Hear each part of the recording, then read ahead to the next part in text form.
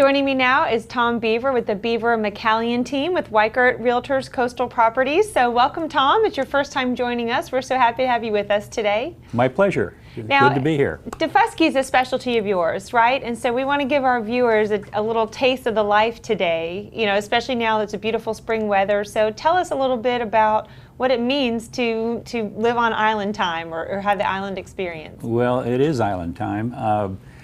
You have to keep in mind that we're accessible only by ferry, and there are 3 ways to get to the island: two private services and a public service. And you know, we are blessed with the beauty of the beach, the oak trees. We have 3 planned unit developments and the historic district, which is kind of like what it used to be before the developments took place. The lifestyle is very special. You have a choice of riding your bike, walking, horseback riding, playing tennis, golfing, swimming, book club, Bible study. The island is full of anything you really want to get involved in.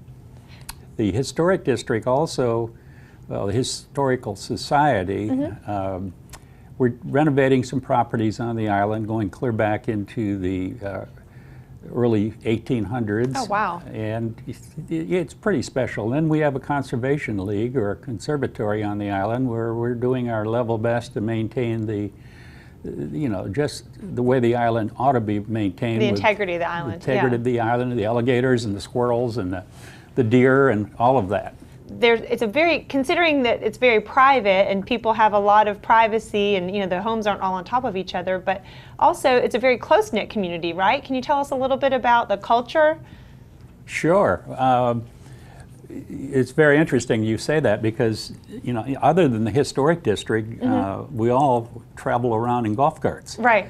And borrowing a cup of sugar from next door is never a problem, whether you need medical attention or an aspirin or whatever it is. It is a very, very tight community. About 350 to 400 people reside full-time on the island. Okay.